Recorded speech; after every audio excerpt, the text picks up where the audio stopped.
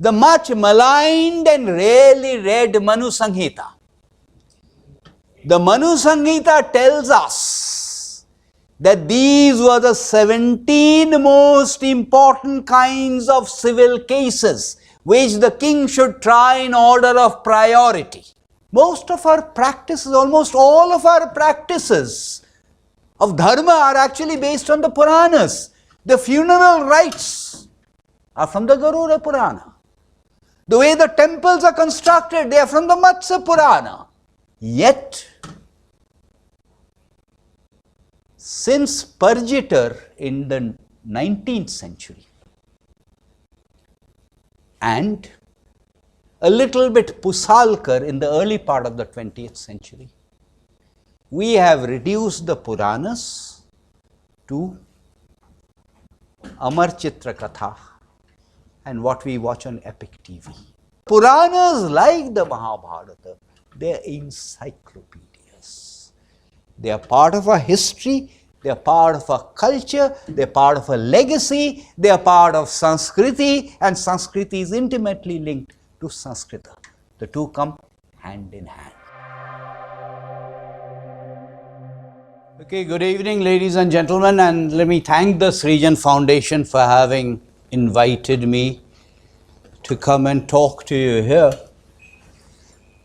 And also, let me thank all of you for having decided to spend some time on a rainy Saturday evening listening to something that normally seems to be somewhat distantly removed. So I will take you back from what Atanu spoke about to many, many years ago. And the topic that's been suggested to me says the corpus of Itihasa and Purana. Let me begin with the word Itihasa, which sometimes is inappropriately translated as myth. Etymologically, the word Itihasa means Itihasa, this is indeed what happened. So therefore, Itihasa, the word Itihasa is not myth. If at all it is to be translated into English, the word to use is indeed history. The word Itihasa eventually came to be applied to two particular texts of ours, the Ramayana and the Mahabharata. So let me first describe a little bit of the Ramayana and the Mahabharata to you. And when I say Ramayana and the Mahabharata, I mean the Sanskrit Ramayana and the Sanskrit Mahabharata. All of us are familiar with the Ramayana story, all of us are familiar with the Mahabharata story, and sometimes when we form our perceptions about the Ramayana incidents or about the Mahabharata incidents, they are not necessarily based on the Sanskrit versions. So far as the Mahabharata is concerned, there is only one Sanskrit text. I will qualify that in a minute, but so far as the Mahabharata is concerned, there is only one Sanskrit text. So far as the Ramayana is concerned, there are three complete Sanskrit texts and two retellings of the Rama story. The two complete Sanskrit texts, of course, are the Valmiki Ramayana, the Adhyatma Ramayana, and the Yoga Vasishtha Ramayana. And when I said retelling, I meant the retelling of the Ramayana story in the Mahabharata and the retelling of the Ramayana story or the Rama story in Kalidasa's Raghuvamsham. There are other parallel accounts, but I am not talking about those because I wanted to focus on what is normally described to as Hindu texts. Everyone present here knows that the Mahabharata has sections, and those sections are known as Parva. And there are 18 Parvas in the Mahabharata. Everyone present here also knows that there are also sections in the Ramayana, and the sections in the Ramayana are known as Kanda. Question to ask is, what is the difference between Kanda and Parva? What do these two words mean? Both these words, Kanda and Parva, they actually mean branches of a tree. Except the word Kanda normally tends to signify a larger branch, a branch that is a little bit more solid, whereas Parva is a weaker branch, it is a flexible branch, it is a more fluid branch. The reason I am saying this is fundamentally the Mahabharata is only one particular story. Unlike the Valmiki Ramayana, where if someone was unhappy with what Rishi Valmiki had described, he or she, typically he, simply came along and composed another Ramayana. Unlike that, the Mahabharata is a single unified whole. It is a bit like a hold all. The hold alls, the older ones amongst us are familiar with it. We used to use hold alls when we used to travel in trains once upon a time. So the Mahabharata was a bit like a hold all. Everything got packed into it. However, there were about 1250 different versions of the Sanskrit Mahabharata floating around in India, with the same story but minor variations. Nothing major, minor variations.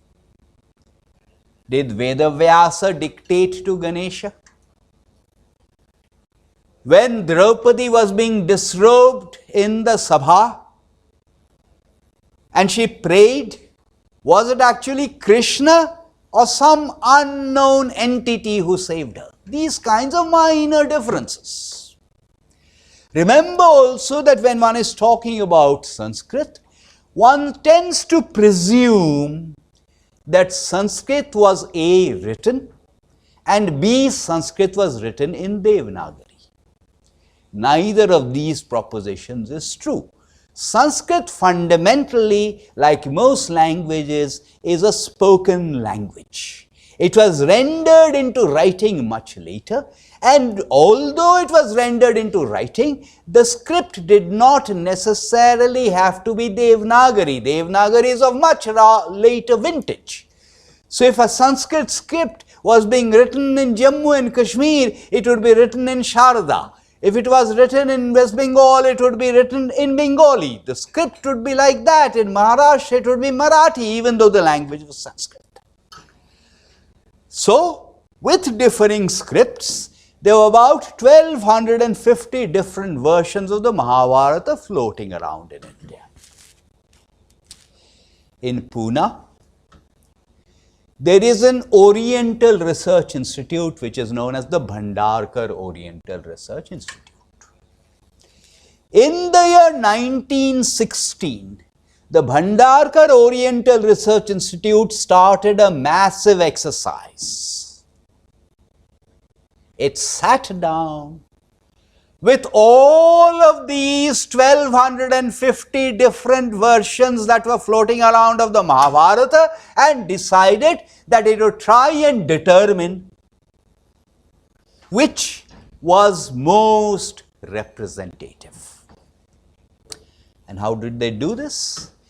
They did this in terms of a technique that is also used quite a lot in the work on genetic studies, and something that we are familiar with in school in maths, except we have forgotten it, and this is called the highest common factor, HCF. So if a shloka figured in a large number of versions, the chances were that perhaps it was in the original, because in the process of transmission and distribution down thousands of years, it was retained. So this is what they did. It took them 50 years. So this exercise started in 1916. It ended in the year 1966. So it took 50 years, and this is known as the critical edition of the Mahabharata. In the Mahabharata, if you remember the story, when Krishna arrives on the scene, Krishna is already an adult. So a question is legitimately asked: what about Krishna's childhood exploits? Those childhood exploits are also described in the Puranas. I will talk about the Puranas in a minute. But they are also described in a text known as the Harivansha. The Harivansha is sometimes described as a Purana. It is strictly speaking not a Purana. It is also often described as an appendix or a sequel to the Mahabharata.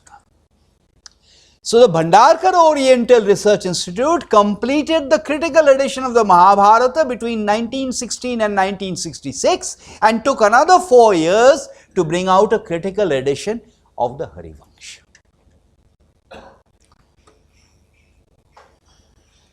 So in some sense, the Bhandarkar Oriental Research Institute had set out a template, a methodology for doing such exercises. And there is an Oriental Research Institute in Baroda, and that Baroda Oriental Research Institute did exactly the same thing with the Valmiki Ramayana. There were about 200 different texts of the Valmiki Ramayana floating around, and the Baroda Oriental Research Institute in the 1970s, exactly as Bhandarkar had done for the Mahabharata, did the same thing for the Valmiki Ramayana. These two are therefore known as the critical editions. Quite often when I meet people, people ask me, why are you translating them?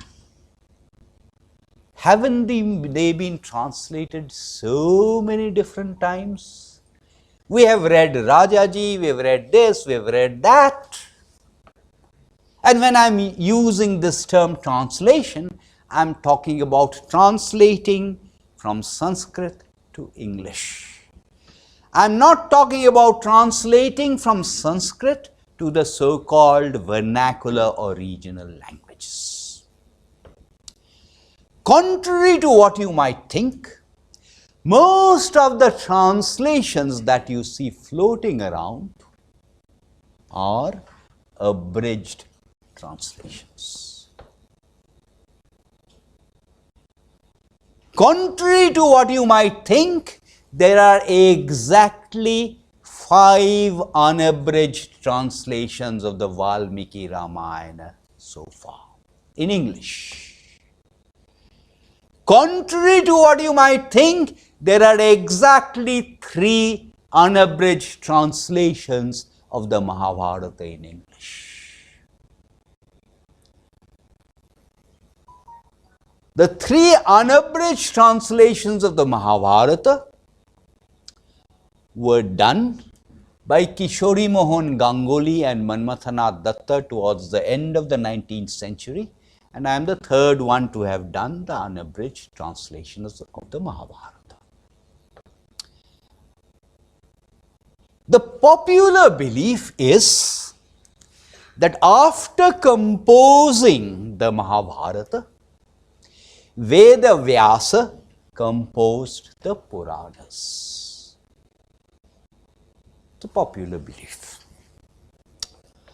But before that, what is the size of the Mahabharata?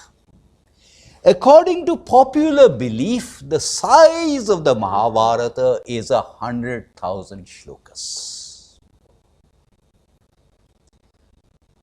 The critical edition has a little bit less because some shlokas have been excised. So the critical edition has about 80,000 shlokas. And to give you some idea of the kind of length we are talking about, my Mahabharata translation, which has 10 volumes, runs into 2.25 million words.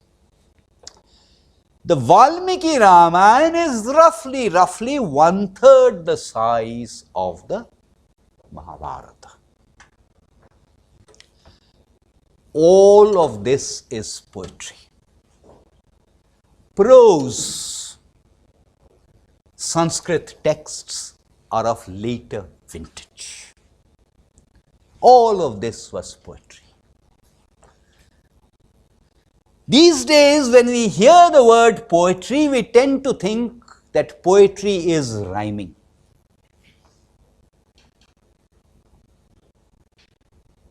Isn't it a great pain outside there is rain? I think this is poetry. But rhyming in poetry is in Sanskrit poetry is of much more recent vintage.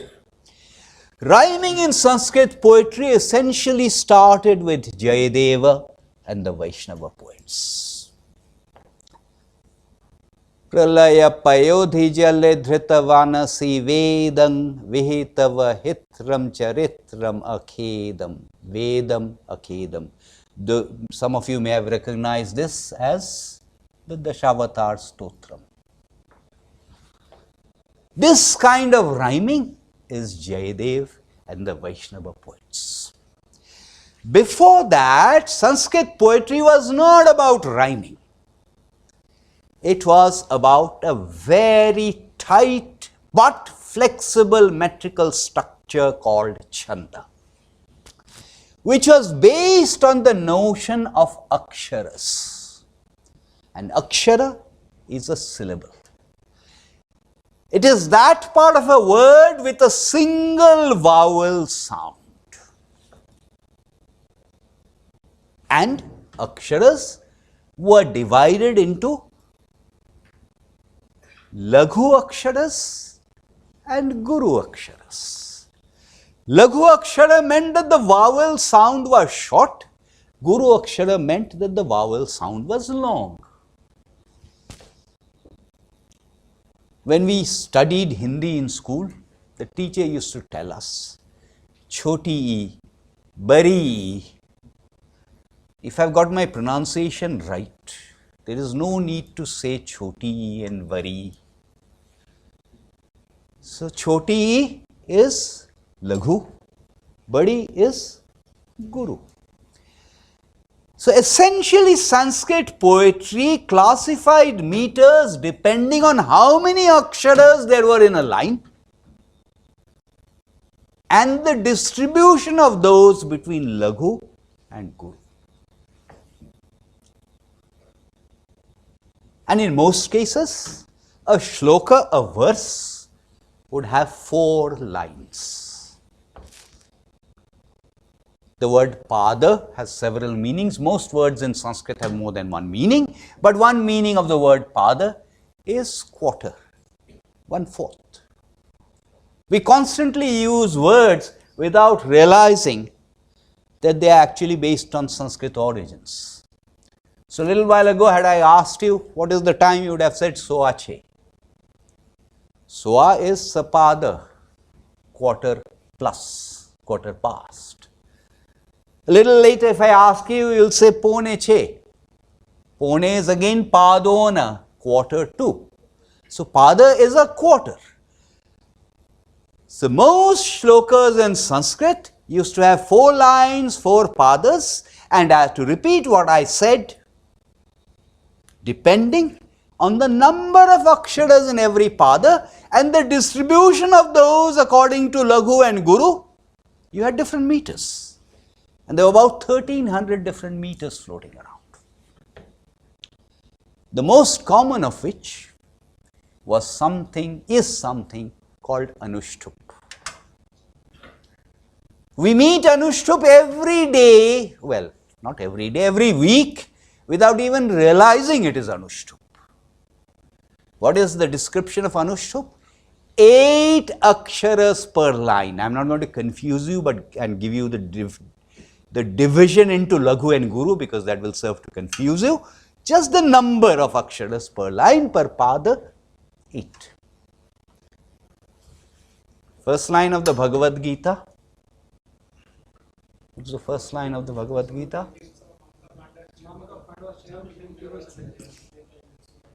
Dharma kshetre kurukshetre samaveta yuyutsava Saraswati Mahabhage Vidye Kamalolochane. 8. Can you think of something about Ganesha? Bakratunda Mahakaya Surya Koti Samaprabha. All 8, all classic Anushtup.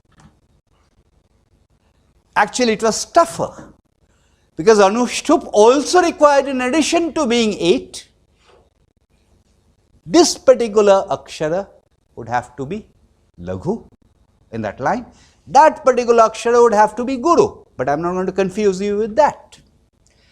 And the first poet, the first Kavi is not really poet. The primary meaning of the word Kavi is wise person. First Kavi was also, of course, Valmiki.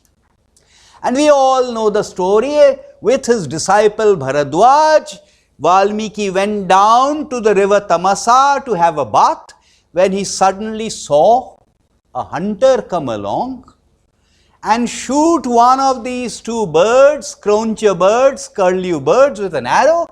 And as a result of this, the first verse, the first shloka, emanated from Valmiki's mouth.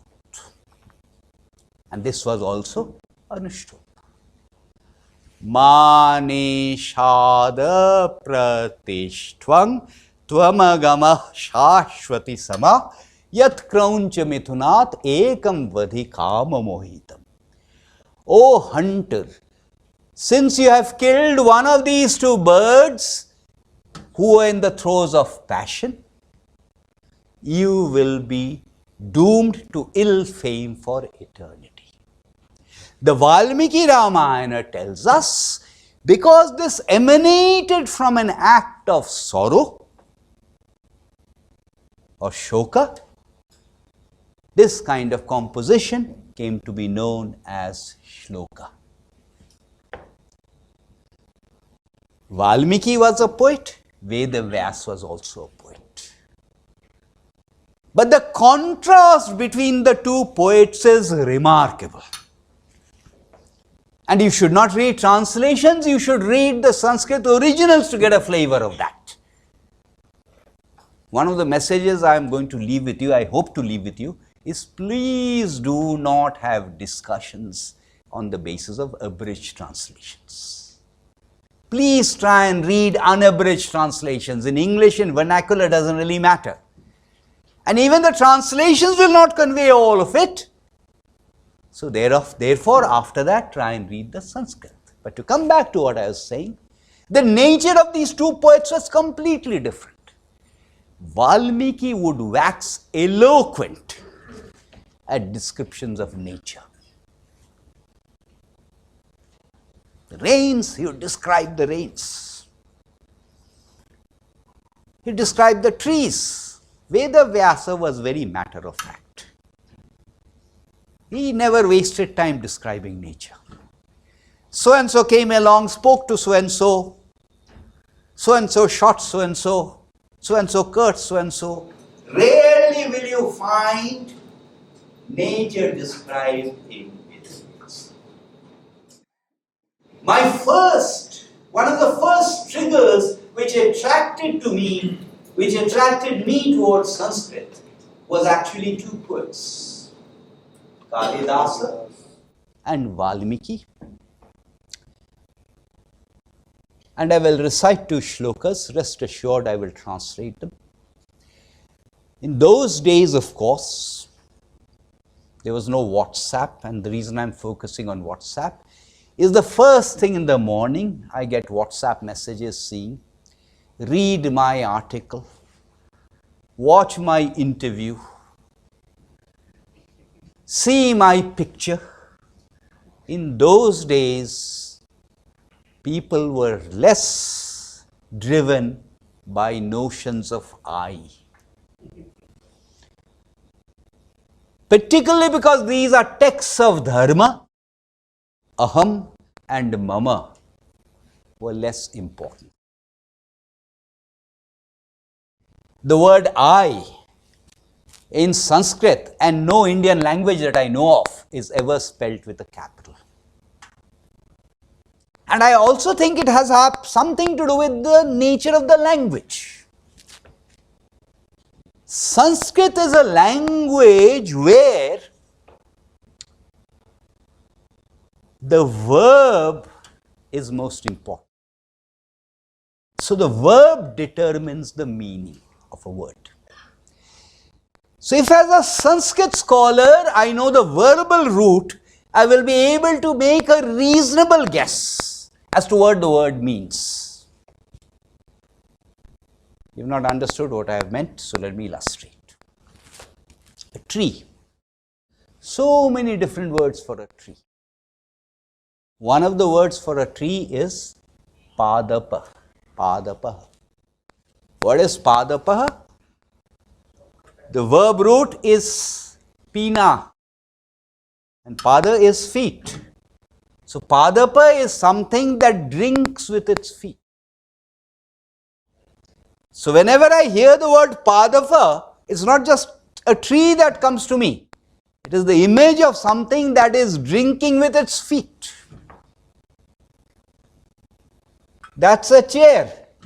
One of the words for a chair in Sanskrit will be asandaha. And what is asandaha? It is something that gives a posture. I find the word ajagara and I ask you, what does the word ajagara mean? And most of you will say quite rightly, it means python or boa constrictor. It does. But aja is a goat. And gar is to swallow, the root. So anything that swallows a goat is an ajagara. It can be a python, it can be a boa constrictor, it can even be a crocodile. And if one of you is a man enough or woman enough to swallow a goat, you would also be ajagara. That is the reason it is somewhat difficult to categorically say that this is the meaning of a Sanskrit word. Because the verb is important. I happen to think that our attitudes are to a large extent determined by the language. And if I am intrinsically, if my evolution has been based on Sanskrit or on a language that is derived from Sanskrit, then I naturally becomes less important. Because as I said, the proper name, the pronoun is less important, the verb is important. So if you meet most Indians, even if they are conversing in English, they will rarely say, normally, I am Bibek. The natural inclination is to say, my name is Bibek Debroy. Or I am known by the name Bibek Debroy. But I have digressed.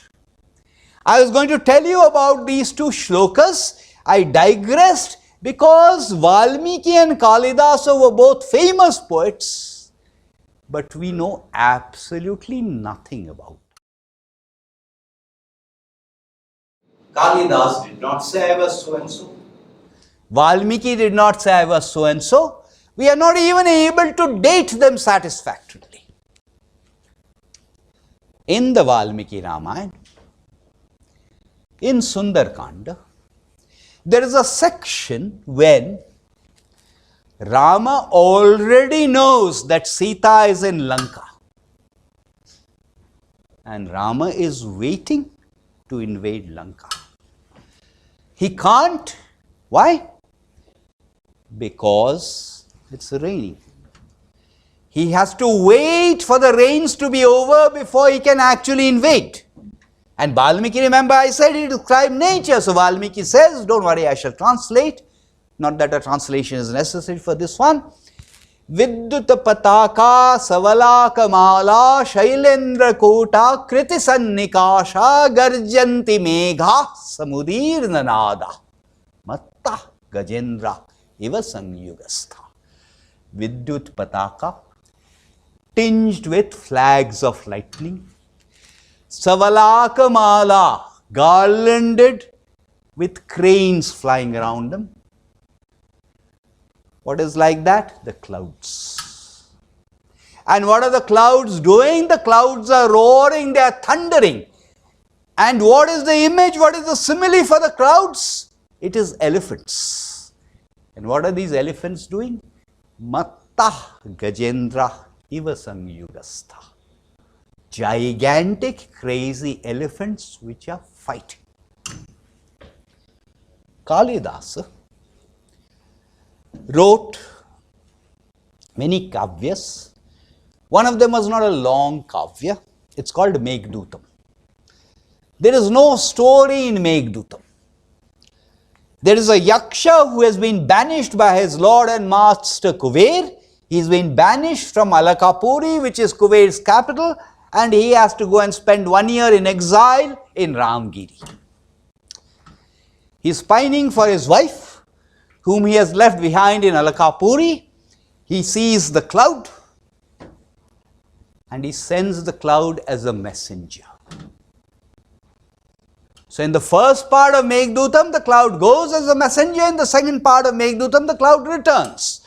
So all Meghdootam is about a description of nature. Right towards the beginning, well, actually we are in that month now. Right towards the beginning it says, Asharasya prathama devase megham ashlishta sanum vapra krira parinata gaja prekshaniyam dadarsha. The yaksha. First day in the month of Ashar, the mountain is covered by clouds. And the metaphor for Kalidas for the clouds is also elephants. But what are the elephants doing? The elephants are playing. Vapra Krida is when elephants play and use their tusks to dig up the earth, and it sort of hit me. Here are two poets describing clouds. Two poets compare them with elephants. Rama, who is dying to fight, the elephants are fighting. Yaksha, pining for his beloved, the elephants are playing.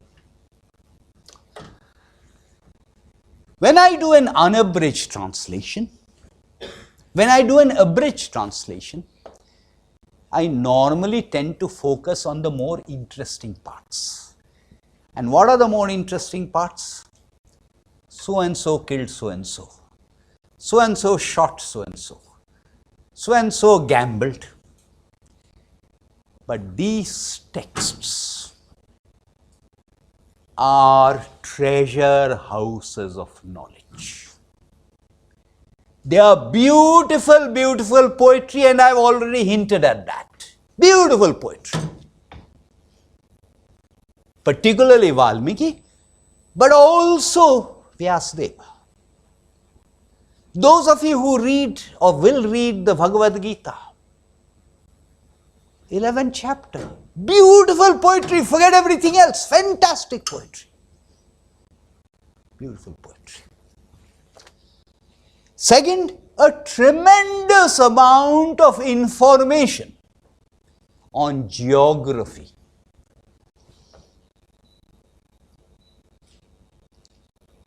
Tremendous amount of information.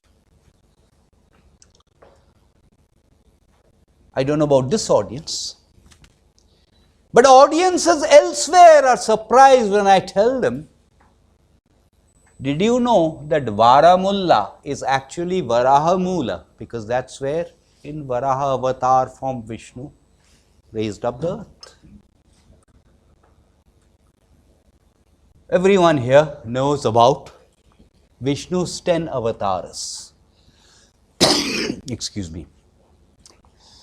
First avatar was Matsya, and we all know the story. He went to bathe, etc., etc. What's the name of the river where he first went to bathe? There's a river, right, where he went and then he discovered this small fish which he picked up, put in a pot. What's the name of the river? The name of the river is Kritamala. And what is Kritamala? Kritamala is a river which is a tributary of the Vaiga, and today it has been reduced to the state of a Nala near the Madurai railway station. And people don't even remember that this was Kritamala or this is Kritamala. So littered with geographical information. Littered with information about what we would call governance.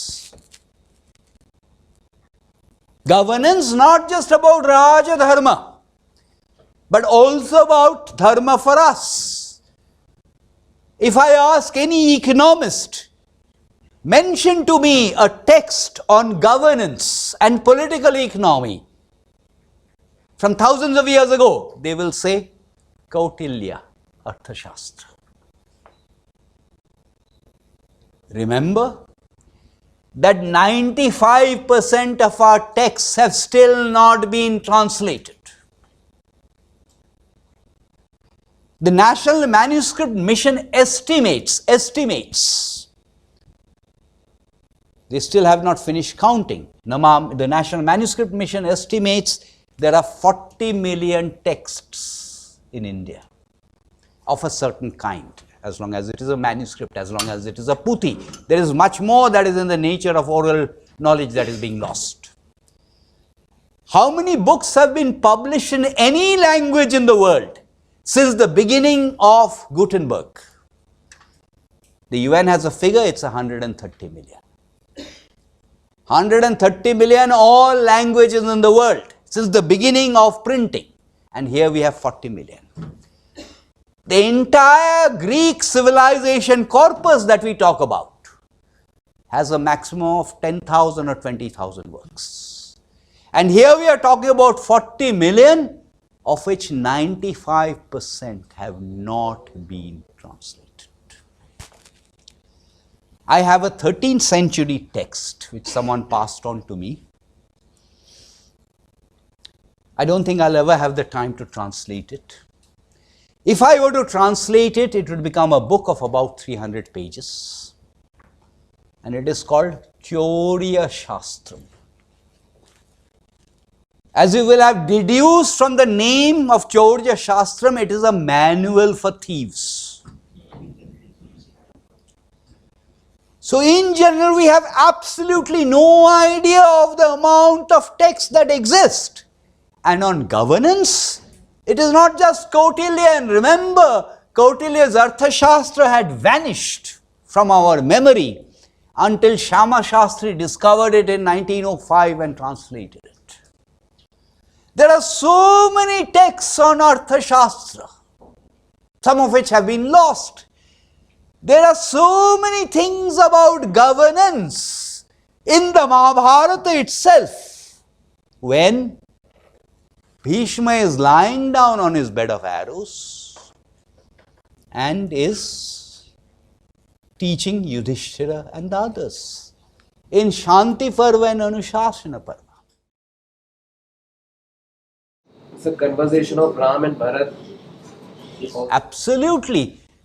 No, well, yes, I'm glad you said that. It's not so much about the conversation.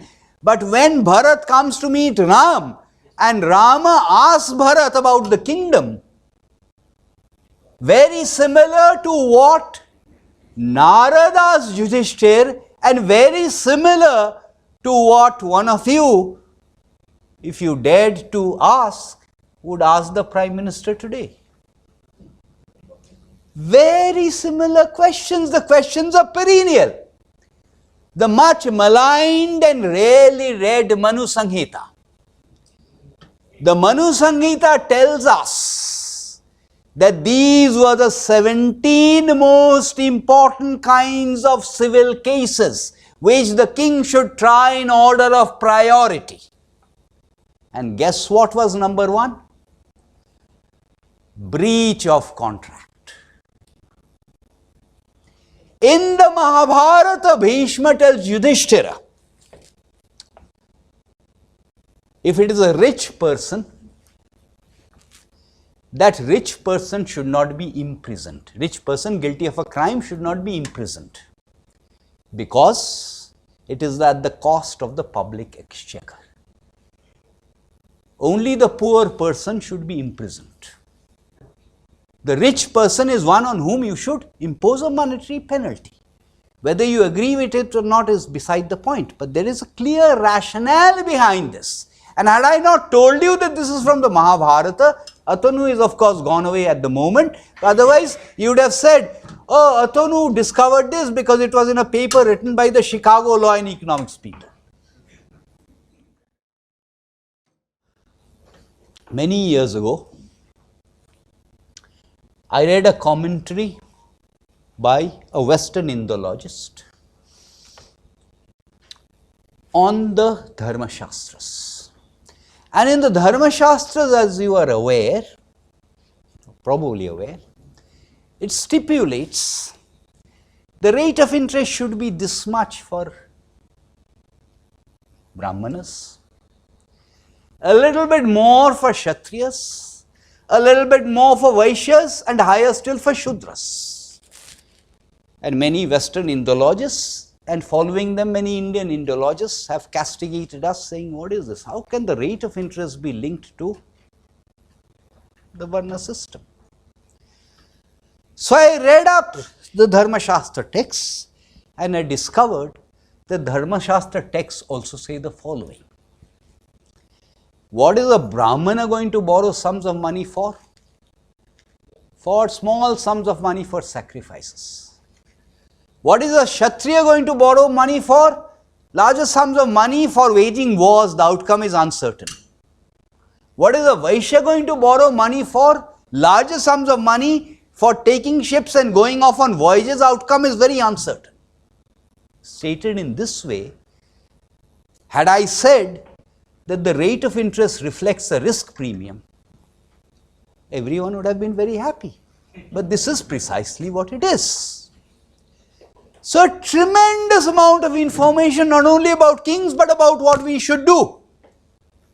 And for us, in our structure of things, the dharma structure, I am not talking about dharma in a metaphysical and moksha dharma sense, the dharma structure was, this is what the king would do. Limited duties for a king. Dispute resolution, defense, external security, internal security, protection of property rights, punishing the wicked, protecting the virtuous. That's it. A large part of which the rest was done by the community. Who implemented unfair trade practices and restrictive business practices? There was no Competition Commission of India. The Shrenis did it. Who did skill development? The Shrenis did it. Who implemented MRP? The Shrenis did it. And there was the individual. Hinduism is invariably equated by a lot of uninformed people with the Upanishads. Oh, Hinduism is not about making money, it's not about artha. It is about moksha dharma, it is retiring to the forest. It is those speculations which are important nonetheless. But the Upanishads, the Brahmanas and the Aranyaks were composed by who? By people who retired to the forest. The vast majority of the population, then as now, they were householders. They were grihasthas. They did what we do today. Earn money, hopefully by legitimate means. And follow 5 dharma that we have to follow every day. Which is satisfying the gods, satisfying the ancestors, feeding other human beings, feeding animals and birds, and eating after that. This is a perennial template of good citizenship. The word atithi, in English we will translate it as guest. Well, maybe. If you invite me to your house for dinner, I am not an atithi. I am an announced guest. Atithi is atithi, someone who turns up unannounced. In the course of my other work, I travel throughout India. And in rural parts of India, even now, if I turn up roughly around meal time, the householder will say, "Khana kha ke jaiye." Metro India is dying out. But that's part of our culture, that's part of the atithi. The atithi is to be given a gift. When my wife and I, we are invited to someone's house for dinner, we keep thinking, what shall we take as a gift? They're very Western. I am not supposed to take the gift. When I come as a guest, the host is supposed to give me a gift. So a tremendous amount of information on geography, a tremendous amount of information on dharma in this particular sense. And of course a tremendous amount of information on moksha dharma. Because there are also dharma texts in that sense. And also information on history, on dating. It is not true that there are no records. There are records, including astronomical records.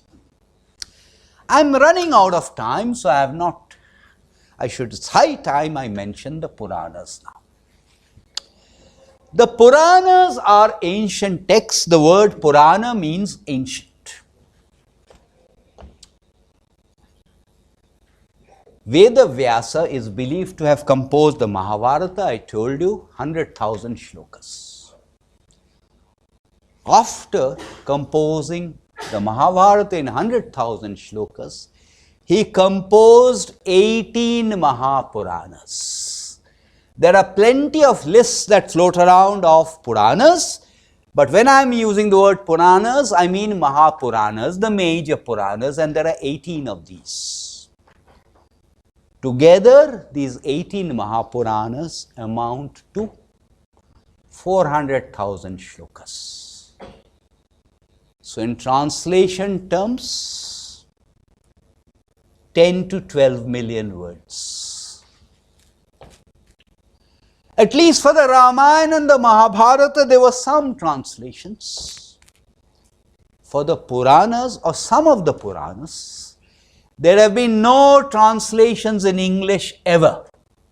I am not talking about the major ones like the Bhagavad Purana, which obviously it's perhaps the most popular Purana. It's been translated a lot. But some of the other Puranas, amongst the 18 Mahapuranas, have never been translated. And the way we interpret Dharma, moving away a little bit from Vedanta and the Upanishads, most of our practices, almost all of our practices of Dharma are actually based on the Puranas. The funeral rites are from the Garuda Purana. The way the temples are constructed, they are from the Matsya Purana. Yet,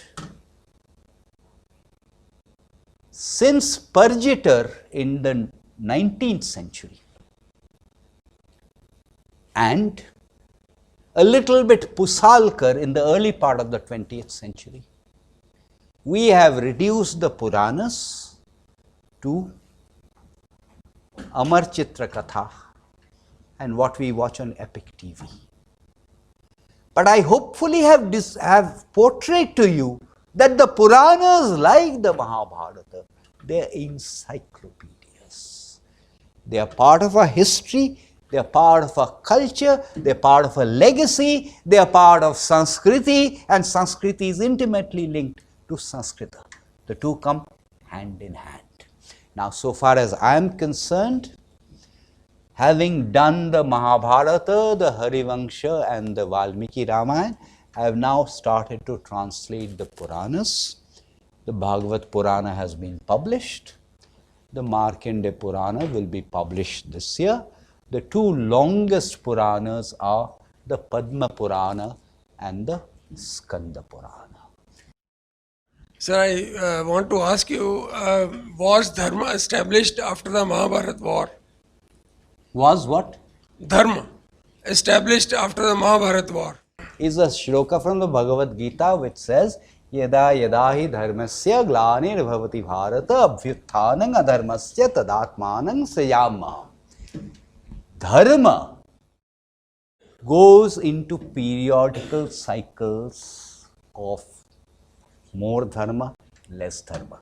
That does not mean that dharma was suddenly discovered as a result of the Mahabharata war, but there are periods in time when dharma goes into decline, and there are periods of time when dharma tends to prosper. So there are cycles. One of the things we should do is recognize that our notion of time is essentially cyclical. Our notion of time is not linear. So there are cycles. So exactly similarly, dharma always exists, but the practice of dharma goes through ups and downs. One of the aspects of the Mahabharata often criticized by today's commentators, especially of the leftist hue, is the polyandrous relationship of Draupadi with the five brothers.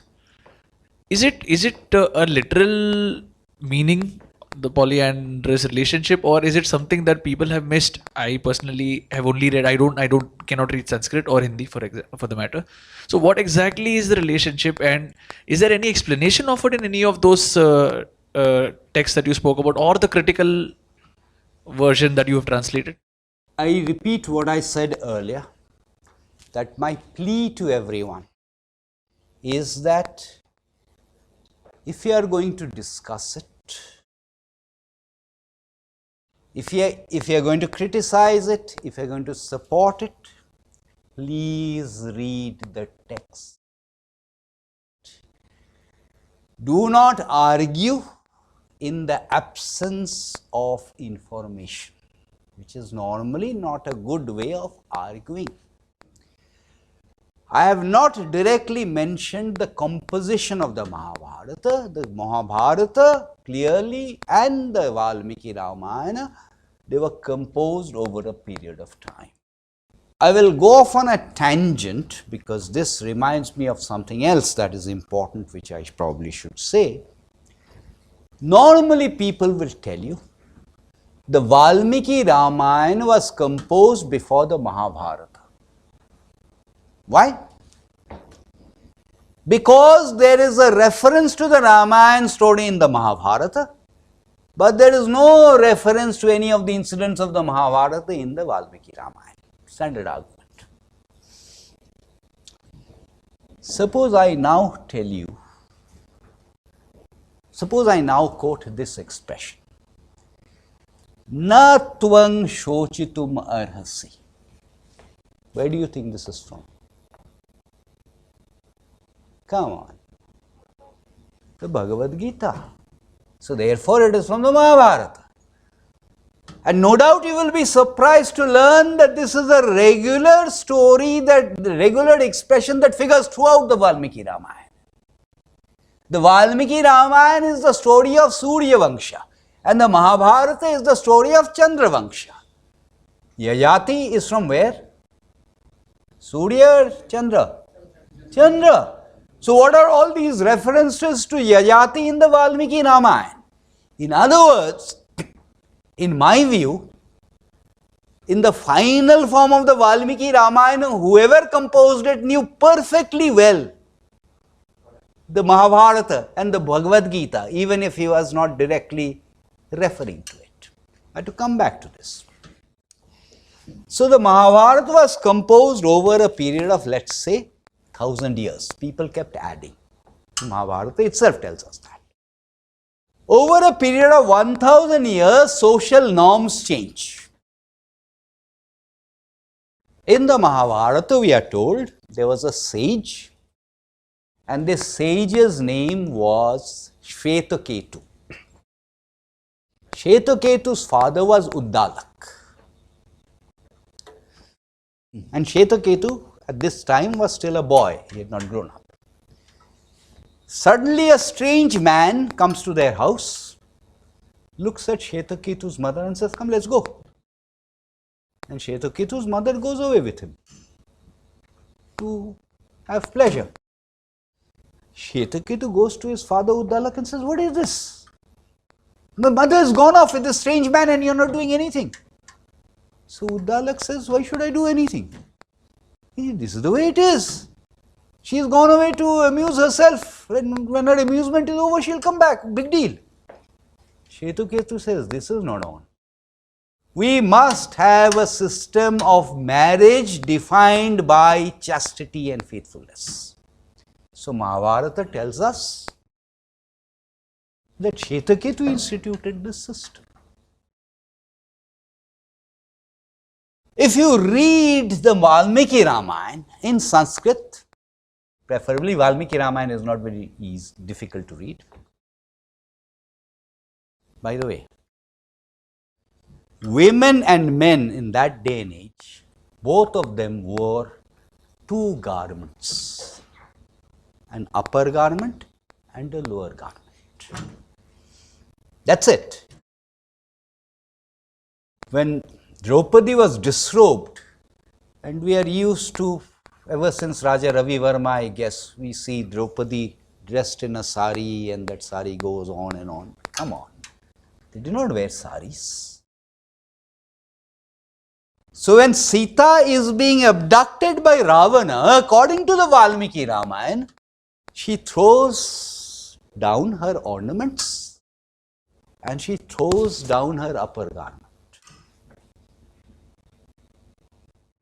And see how difficult it has been for translators in English and in the vernacular languages to translate that she has thrown down her upper garment. In the disrobing incident, before Draupadi's upper garment is taken away, the 5 Pandavas, the male Pandavas, are deprived of their upper garments. Why? Because I said male, female had an upper garment and a lower garment, but if you were a slave, if you had no independent existence, you are not entitled to your upper garment. So their upper garment was taken away and Draupadi's was taken away after that. In a roundabout way, my response to your question is, this society was a very liberal society. Obviously, if it was composed over 1000 years, then some parts, I can cite some parts to say that women were oppressed. I can cite some parts to say that women were treated very well. But that aside, it was a very liberal society. And if we have problems of the kind you are mentioning, that is a problem with us. It is not a problem with the texts. So polyandry existed in certain parts. If polygamy can exist, if polygamy existed till 1856, then I don't see what is wrong with polyandry. The problem, as I said, is with us, because we are trying to apply our norms on 2000 years ago, and that is simply not right. Hello. Thank you, sir. My question is, you said that it would be best if we could read these texts in Sanskrit. So how, because most of us don't know Sanskrit that well, so how should we go about it? Like we should learn Sanskrit and then read these texts, or we should learn Sanskrit through these texts? So if you could just elaborate on this. No, I don't think it's either or. Anyone who knows any of the Indian languages should have no problem in learning Sanskrit. The problem is caused by the fact that Sanskrit has Sandhi and Samasa. And sometimes we look at this word and we say, I can't just figure out what this means because it has got Sandhi and Samasa. Let me give you my favorite example to a different question and then I'll answer your question. Sometimes I'm asked how many words are there in Sanskrit. The complete Oxford Dictionary, I think, has 170,000 words. Those amongst us who are very proficient in English will probably have a vocabulary of 15,000 words or 20,000 words. Shakespeare had one of 30,000 words. Maybe Shashi Tharoor has 35,000 words. Sanskrit, though, because of Sandhi Samasa, there is no limit to the number of words. Let me give you an example from the Meghdutam which I mentioned. Yaksha is describing to the cloud Alkapuri, and if you remember, Alkapuri is the capital of Kuvera. I'm reciting all of the shloka, but let's not bother about translating the first part. Gantya Vyate Vasatiralaka Nama Yakkesharanam Vahyo Dana Sthita Harashira Chandrika Dhautya Harmya. This is one single word. Vahyo Dana Sthita Harashira Chandrika Dhautya Harmya. What is it saying? Outside there is a garden. Vahyo Dana Sthita Harashira Chandrika Dhautya Harma. In that garden there is a statue of Shiva. Shiva's statue has a moon on the forehead and the beams from the moon are washing the mansions of Alkapuri with them. Single word.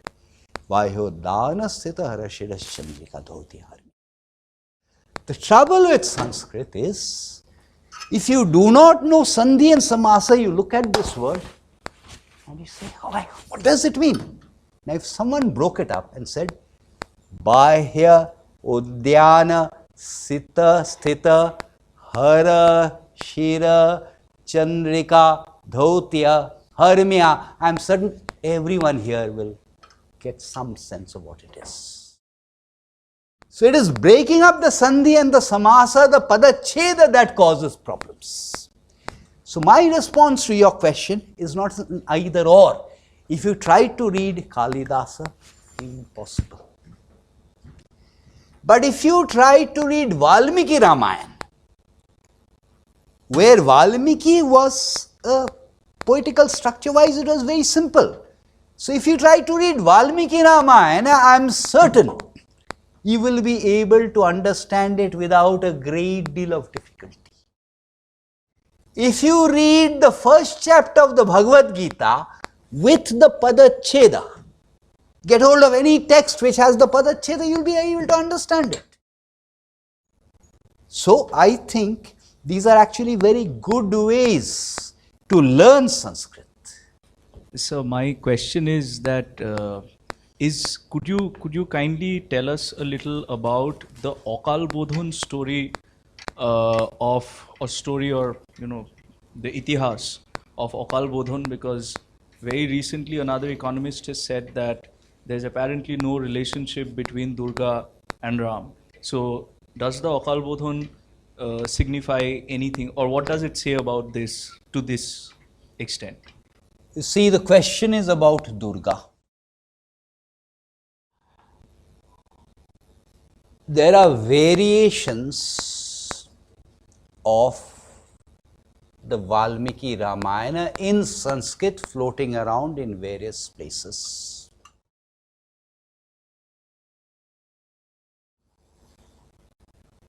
the critical edition, and there are references in some variants of this story that before he was going to fight Ravana, Ram prayed to Durga. This particular section is not there in the critical edition of the Valmiki Ramayana I mentioned. However, it does figure.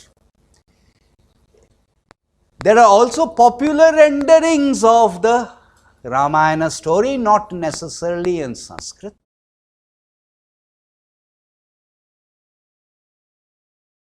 So you should ask that particular economist, because you are likely to meet him much more than I am, and the question was asked by a Bengali, by the way, whether he has read something called the Krittivashi Ramayana, which certainly his grandfather had read.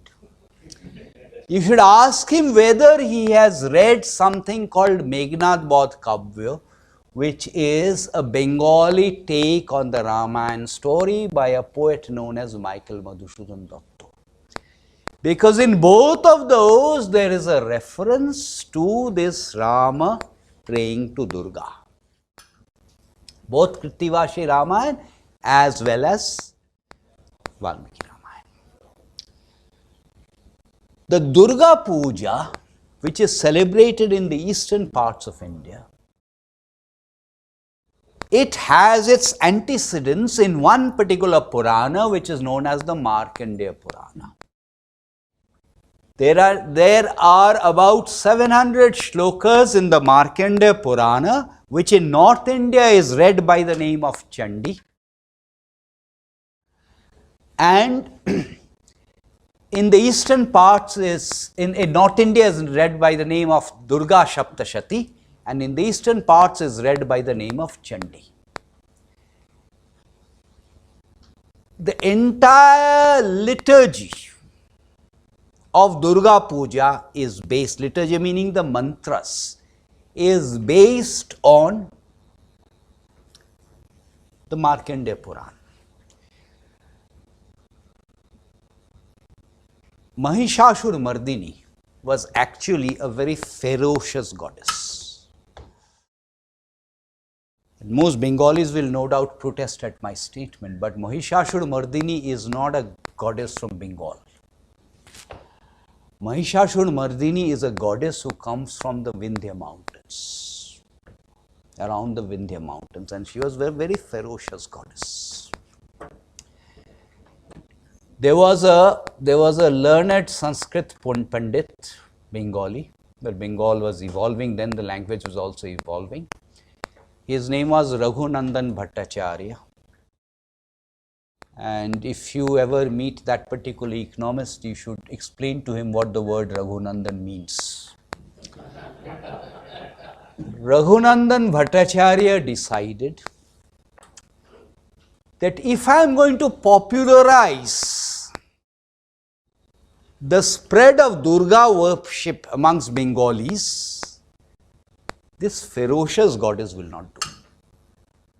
I will have to make her civilized, homely, etc., etc. So Raghunandan Bhattacharya wrote a text in Sanskrit called Durga Puja Tattva or Durga Tattva, which has now vanished, but derived works exist. So it is Raghunandan Bhattacharya who gave Durga, Lakshmi, Saraswati as daughters. Ganesh and Kartik were there, but he put them on the same thing, and he had this particular image with Shiva beaming down. He started this story of she visiting her parents, etc., etc. So the mantras came from Markandeya Purana, and the homeliness of Durga was courtesy Raghunandan Bhattacharya, and the Mangal Kavyas, Annada Mangal, etc., etc. The Markandeya Purana refers to Akal Bodhan, not Ram, but worshipping Durga at the wrong time, because Durga used to be worshipped in around Vasanta. So, Akal Bodhan not as Ram, but by a king, a Vaishya and a Shudra happens in the Markandeya Puran to accomplish their objectives.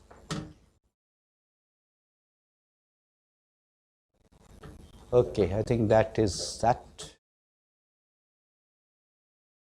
Okay, thank you.